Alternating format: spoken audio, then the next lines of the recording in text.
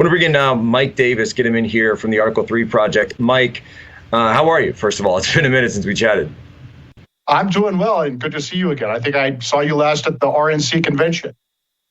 Yeah, been there since the RNC, and now we're going to be at the DNC on Monday. Mike, I've got to ask you these questions about Juan Merchan, the situation going on, the idea that is going around that he is going to be sentenced. Is it possible that this judge sentences Trump to jail? It's very possible. I think it's very likely that this corrupt Democrat Manhattan judge Juan Merchan, whose adult daughter Lauren Merchan is raising millions of dollars off of this unprecedented criminal trial of a former and likely future president, requiring Merchan's recusal from this case. I think it's very likely he's going to move forward. The law is definitely in his way. The Supreme Court, there are many reversible errors in this case, many truckloads of reversible errors, including the fact that Judge Merchan didn't even tell the jury what the legal allegations are, what they have to unanimously agree to that Trump violated, what law that Trump violated in order to find him guilty.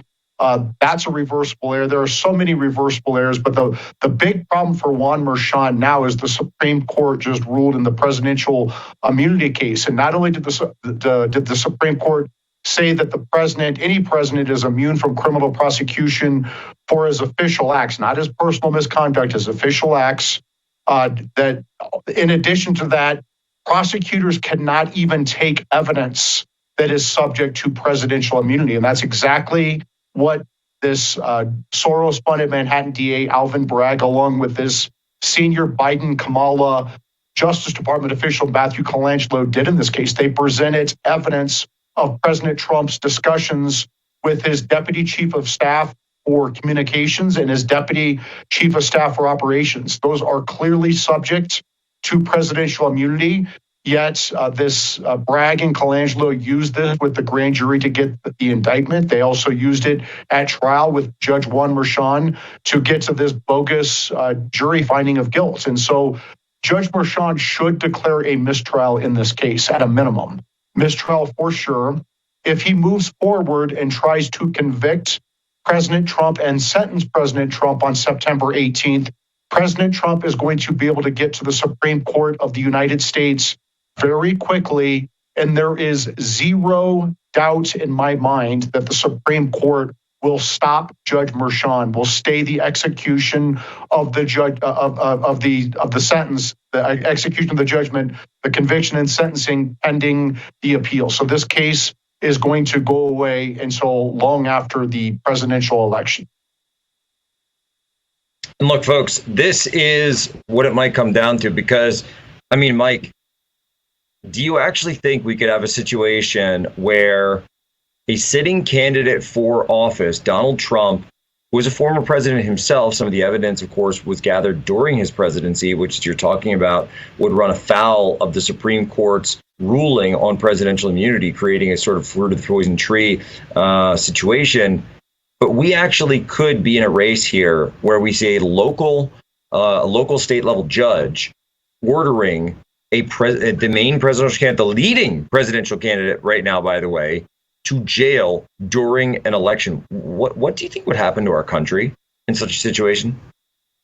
I really hope that Soros-funded Manhattan DA Alvin Bragg and Kamala Biden senior political appointee Matthew Colangelo and this corrupt Democrat Manhattan judge Juan Merchan do not take our country to the brink, because it is just unacceptable if they think that they're going to put the former president and the likely future president in prison on these bogus, trumped up charges, pun intended.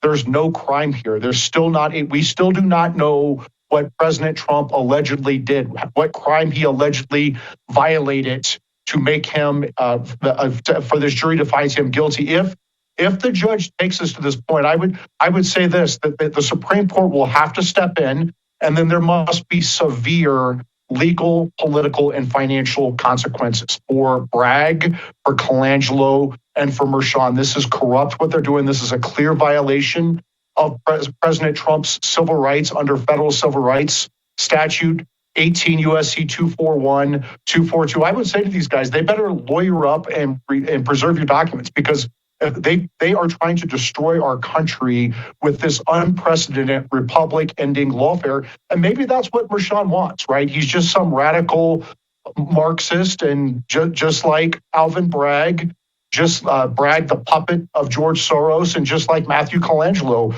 Kamala and Biden's political appointee deployed to Bragg's office to bring these bogus charges against Biden and now Kamala's chief political enemy.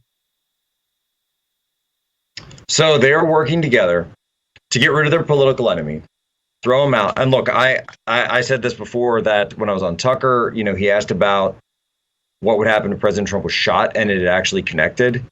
You're going to see mass chaos.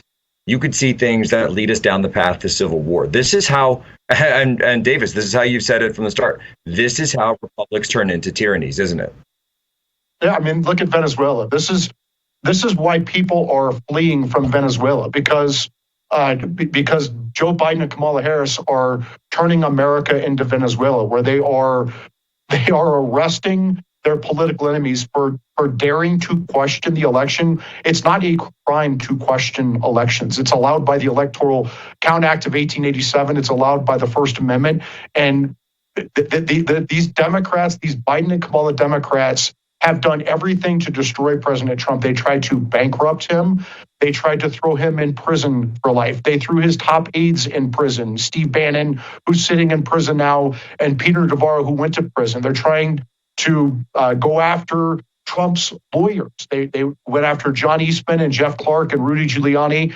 They went after his supporters on January 6th. They politically persecuted Trump supporters on January 6th by contorting, politicizing, and weaponizing a post-Enron obstruction of justice statute intended for corporate fraud to go after your political enemies. The Supreme Court in the Fisher decision just slapped them down for that. They tried to take Trump off the ballot in Colorado and Maine, just have 4 left-wing radical judges on the state Supreme Court just by fiat take him off the ballot. They got reversed 9-0 on that. It was so bad that it even shamed the 3 leftist justices to go along with them. And then, so they couldn't bankrupt Trump. They couldn't throw him in prison for life. They couldn't throw his aides in prison for life and his supporters in prison for years and years and years under Fisher. They tried to take him off of the ballot, and then they underfunded the Secret Service and tried to take off his head. Mike Davis, right back here. Quick break. Human Events Daily. Do you hear that? She goes at the very end there. It's good to be back here in North Carolina. And then there's like a pause, and then the crowd cheers. Do they have a sign that says applause? Do they have a sign that's telling them when to react? Where are the massive crowds? Where are these throngs of adulation for Kamala Harris, the people throwing themselves at her feet? It's not there. It's not real. It never was. You're not looking at a political campaign. You're looking at a marketing campaign. This is the same thing that Hollywood did with Barack Obama, although he had a little bit more talent than she does. He had a little bit more something called a little bit T called talent that she doesn't have. He did have rhetorical talent. He just did. All right. You got to throw it out there. I know people aren't going to like that, but it's true. Mike Davis.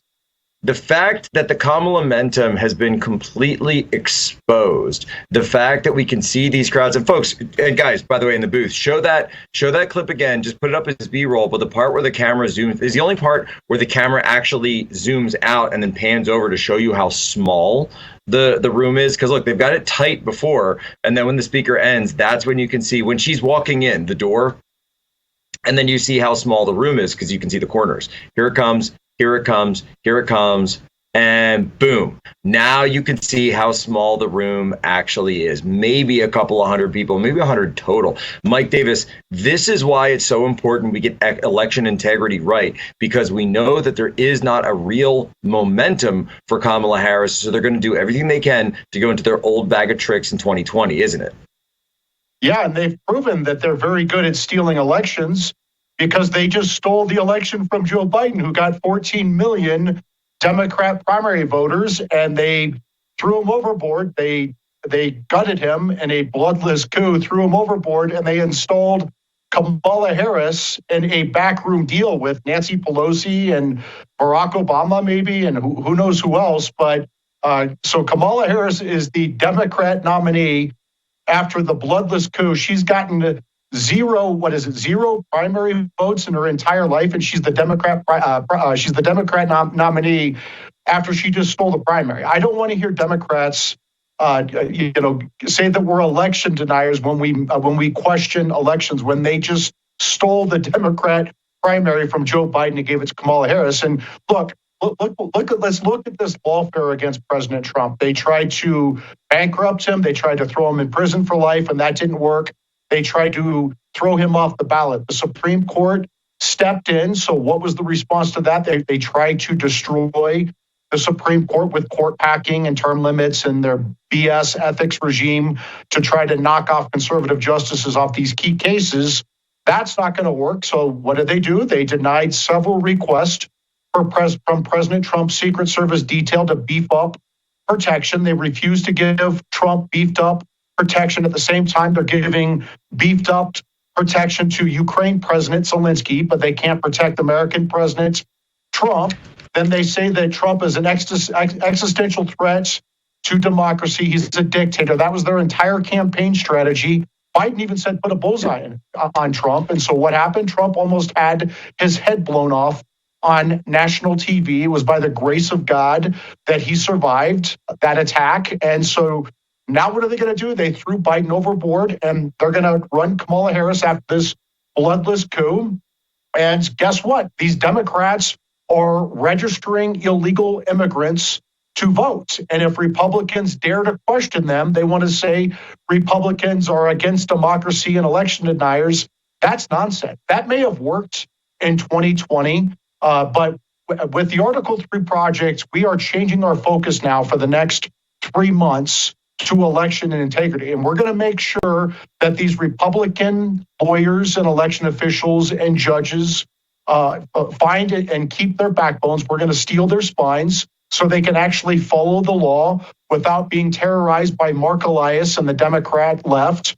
And we're going to be calling out these left-wing judges and election officials and lawyers like Mark Elias who are trying to rig and steal these elections. We just saw in Virginia that they had thousands, 6,000 illegal immigrants on their voter rolls. And if it weren't for the Virginia governor, Glenn Youngkin, taking these illegal immigrants off these voter rolls, what would have stopped them from voting, right? The same thing in Maricopa County.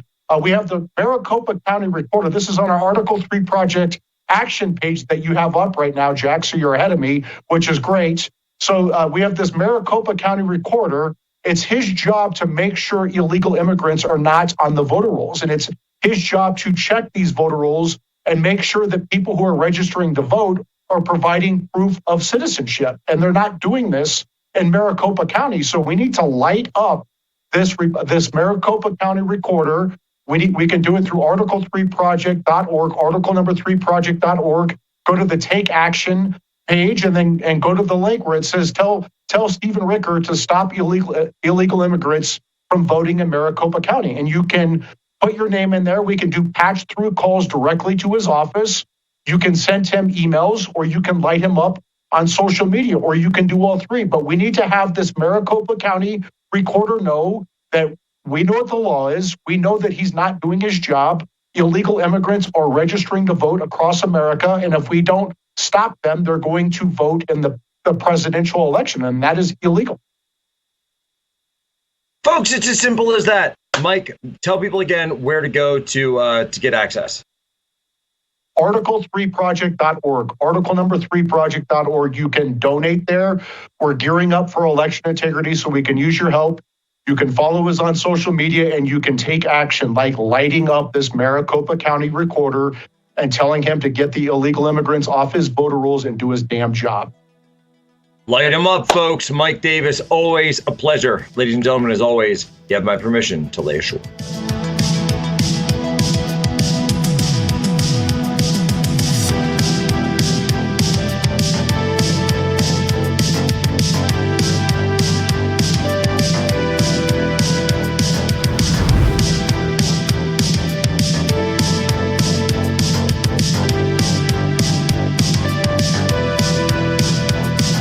Do you have a box of videotapes, film reels, or photos that are degrading? Legacy Box professionally converts them to DVDs, thumb drive, or the cloud. Legacy Box